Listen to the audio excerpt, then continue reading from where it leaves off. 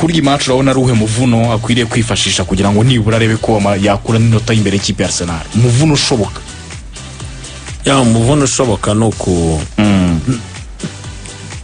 defenda neza kuko ariya mu senior igice cye gisatira cyatangiye kuba gikora ibitego turavuga Joao Pedro winjiye mu bitego 10 muri Premier League muri iyi minsi ya vuba ari gutsinda turavuga ko Palma watangiye kugaruka mu bihe byo gutanga assist nawe turavuga uyu musore Joao Pedro Neto nawe mu minsi yashize ari match ajya atsinda murabyibuka aba n'ibitego birenze kimwe buri ikintu cya mbere yakoze iriya mu Rusenio no kutwereka ko 11 bebeza arabafite abo 11 bebeza afite rero ubu igisigaye no kumenya kubabyaza umusaruro turabona rwose abataka ba delivaringa Joao Pedro tukabona uyu musore Pedro Neto tukabona na Korpama ukina afite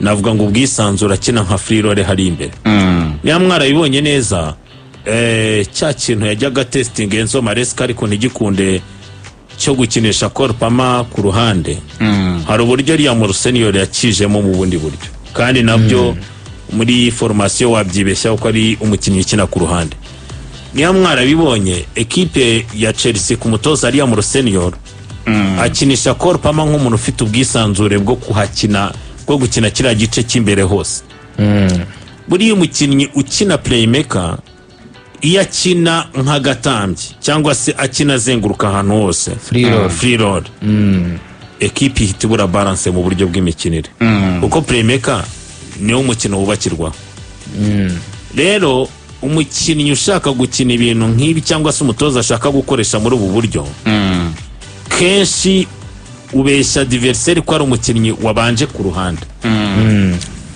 byatumye we yiyubakira akantu muri mediane nge nakunze bigendanye na kwa kundi umutoza abaza umukinnyi burya umutoza nakubwira ngo umukinnyi ndamuzi uzamwumve ni performance za Andrés Santos biri no kumukorera umuti uyu musore w'umunyabrazil ko byanze bikunze na Carlo Ancelotti agomba kumutekereza mu buryo bwagutse ku cyo azamukoresha mu gikombe cy'isi urumva no mukinnyi azi kuva mu ikipe ya Strasbourg amwohereza muri Chelsea aguma muri Strasbourg azamusanga muri Chelsea amukuramo iki buriya Chelsea witwa Enzo afite ukuntu iyo akinanye na Caicedo n'abakinnyi usanga iyo Korpama abari imbere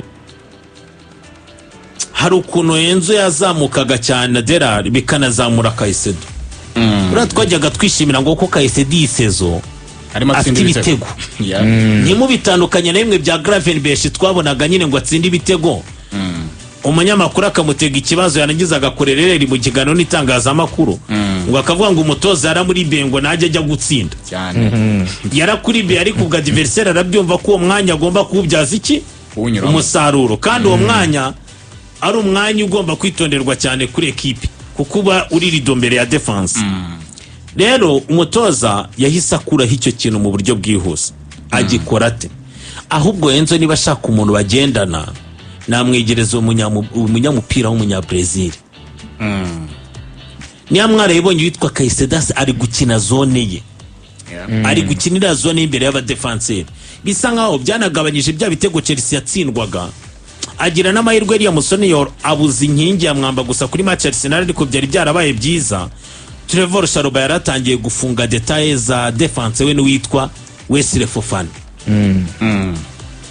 nyuma yaho yari yaragiye mu mvune uwitwa Levico yari yaramaze gufatisha na Trevor Chalobah yari yongeye kubona undi muntu bahuza ubona ko byari bitangiye gufata irangi Wesley Fofana ndetse na Trevor Chalobah ariko kimwe mu nyongera babonye nukuba Moise Caicedo bari hafi cyane yateretse mu witwa Andrés Santos mwiza muri recuperation nawe uzasanga atataye cyane witwa Caicedo ariko akaba mwiza no mu gutwara umupira kuko Enzo biramworohera cyane usanga nawe yegereye ba Korpama biravuga ngo Korpama ni yavuye muri wa mwanya we wa nimero 10 ari gukinira mu mpande byanze bikunze abafite umukinnyi wamusigariyeho mu buryo bwo kuyobora umukino ariwe Enzo Fernandez. Byanatumye ibitego n'aba ba João Pedro biba byinshi. Kubera iki? Urasanga akazi bakora muri cya gihe equipe ya Chelsea iri kugana ku izamu rya adversaire ntabwo ari kenshi. Ko niyo mubyumva neza, hari Enzo, hari Cole Palmer bafasha Chelsea mu gutwara imipira. Niba nabyumva neza, witwa João Pedro mu mugongo yari abakinnyi barenze umwe batari Cole Palmer gusa bamufasha gukina deuxième ballon. Cyangwa bamufasha kwita mugarurira imipira mu gihe Chelsea yari itakaje umupira yari iri kwataka. Hakazamo nyine niyo balance kuritwa Moise Caicedo. Icyo mbona ni kirero. Afite ikizamini cyo kumenya ngo ninde ugiye gusimbura Wesley Fofana kuri iyi match tugiye gukina na Arsenal. Premier League uyu munsi saa 4 z'ijoro. Uyu munsi saa 4 z'ijoro nibwo umunsi wa 28 wa shampiyona y'Ubwongereza utangira gukinwa. Wolverhampton Wanderers iwayo kuri Molineux Stadium baraza kwabakira Aston Villa saa 4 z'ijoro. Hanyuma ejo kuwa gatandatu Bournemouth izakira Sunderland kuri Vitality Stadium n'umukino uzaba isa 8:30. Liverpool izakira West Ham United kuri Anfield Road Stadium bizaba ari saa 11. Hanyuma kuri yo saa Newcastle United kuri St James Park izakira Everton.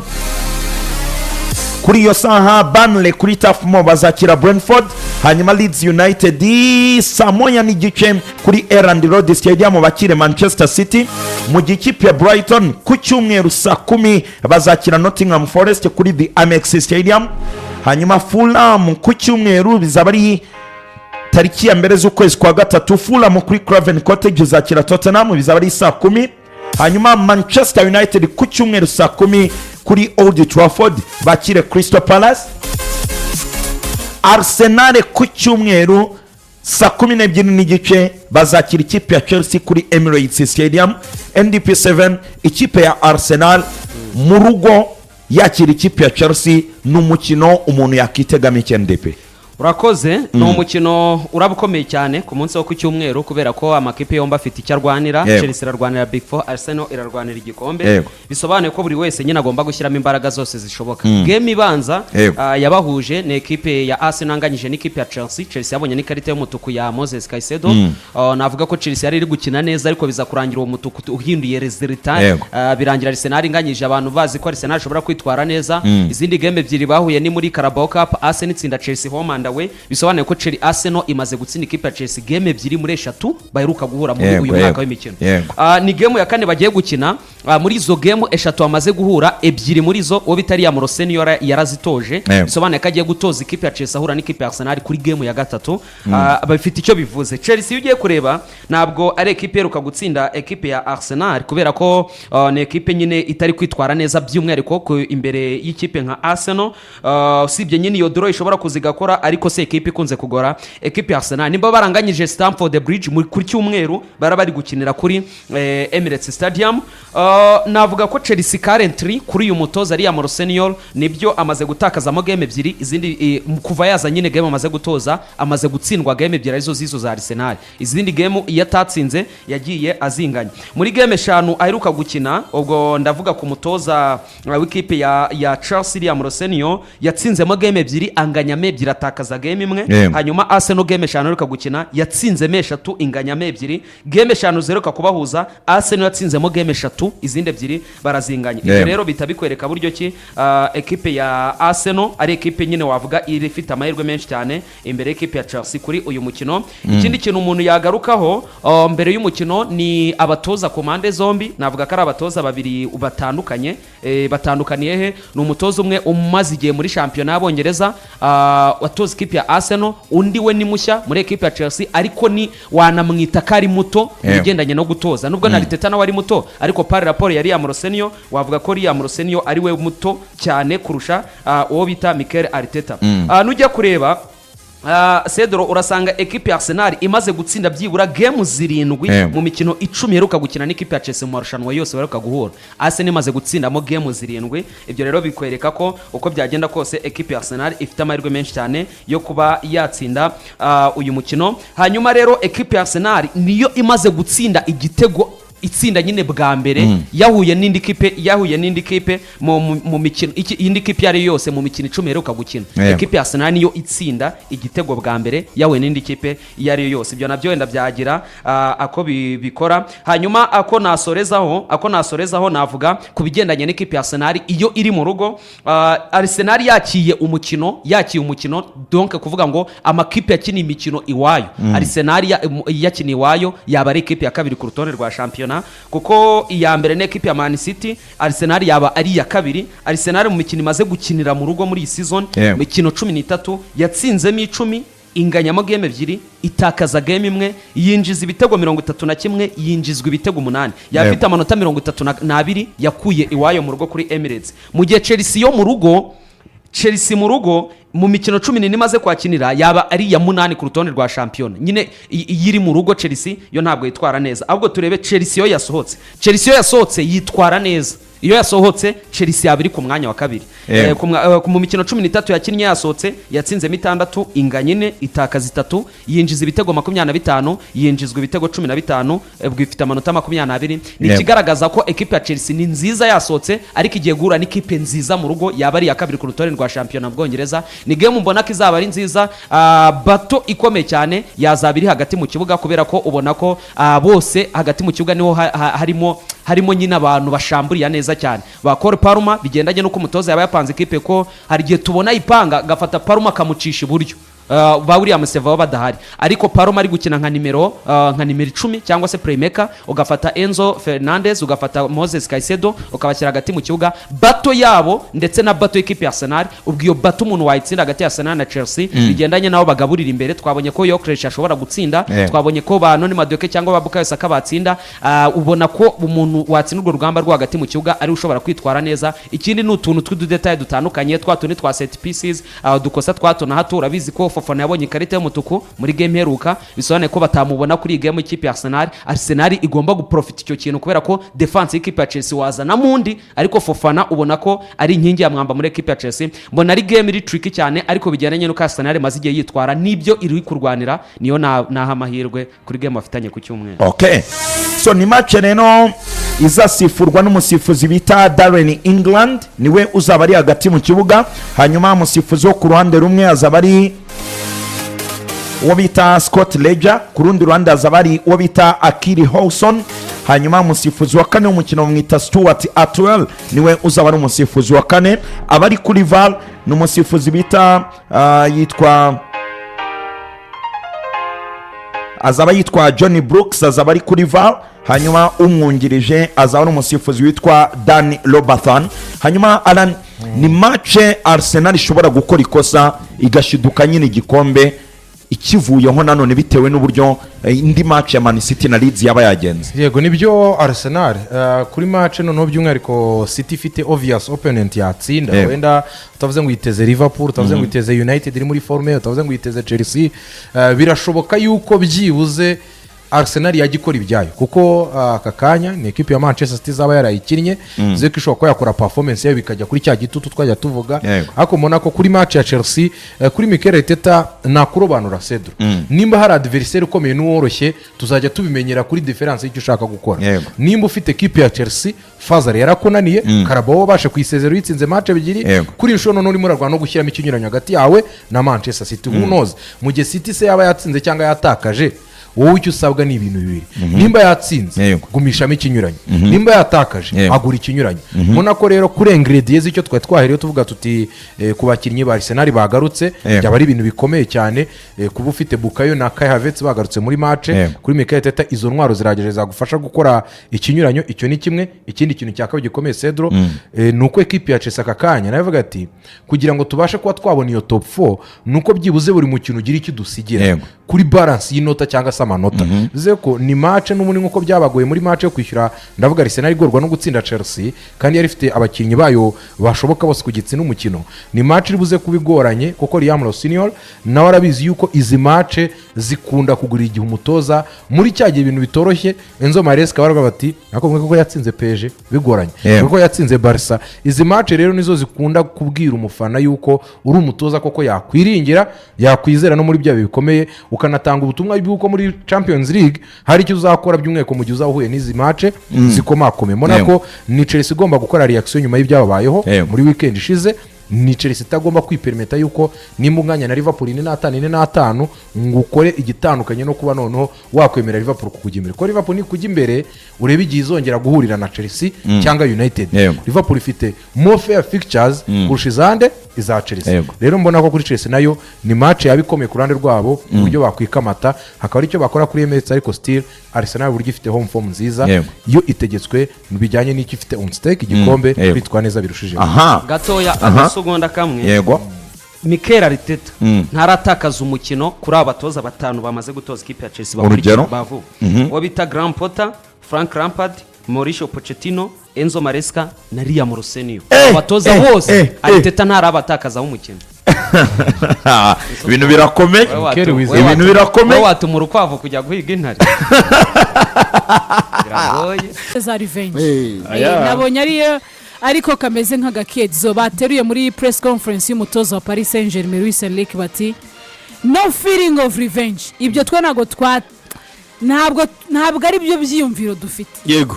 Ariko ukuri kwatandukana nuko nguko kubera ko mbere bateganya gukora tombora uzi ko byashobora kubaza bahura na Barcelona cyangwa se Chelsea.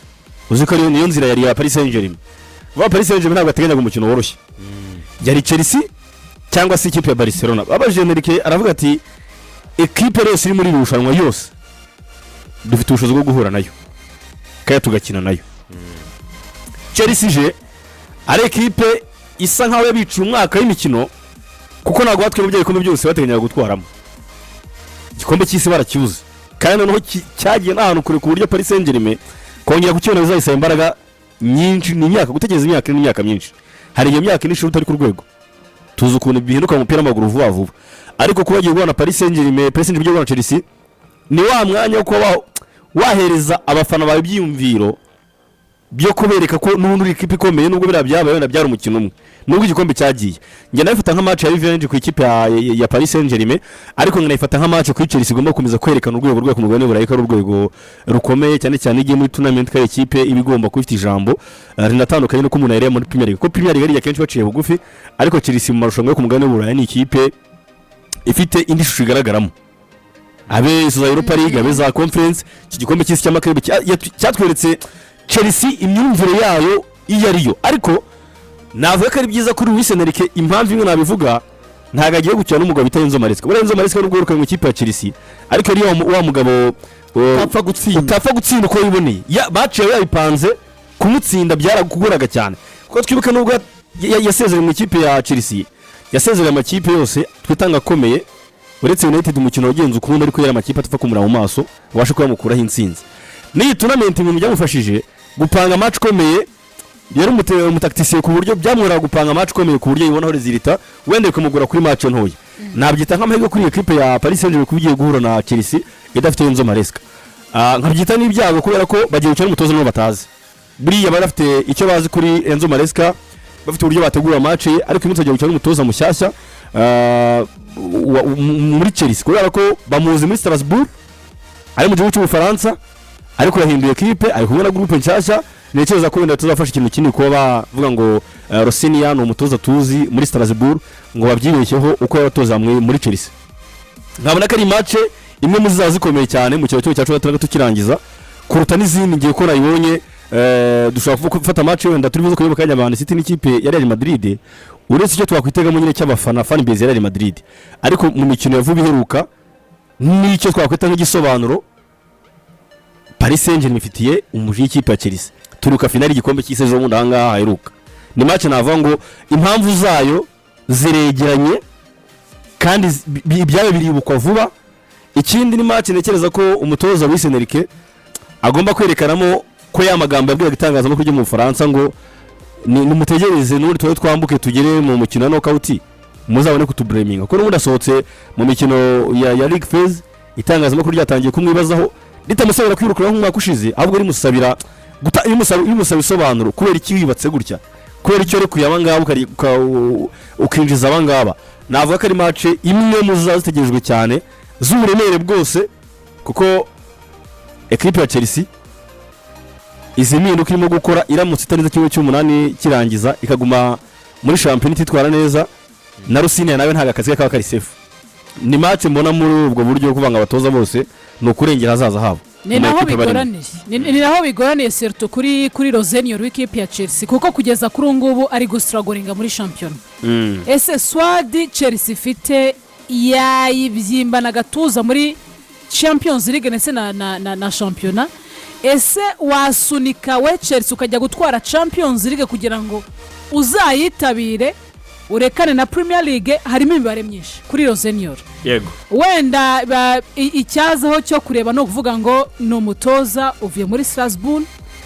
Ariko nanone nimuze kugendera ku marigi barimo Clarisse mutanga izo facte tugendere mu marushanwa nyaburayi. No reka nibyo bigena na siri mbona current form kuri ubu ngiye mu Burayi Chelsea ni nziza kuri of course ni mpamvu izabwira ariko ni cyakindi dora dukomoza ni competition bona muri ligue none ngiye cyo mvuga gishaka ku affect results zo muri Champions League niyo ligue barimo iyo ligue urimo iratumuza kwitwara gute mu Burayi nizo results wabonye ziguha icyizere cyo gusohokera Ubwongereza mu Burayi cyangwa se kwikomitinga na siri ukavuga ngo njyewe Rosenio mu kubaka izina ryanjye kuko Chelsea tanukanye na club nari mvuyemo gukomeza cyangwa se kuza kuri table ronde y'abatoza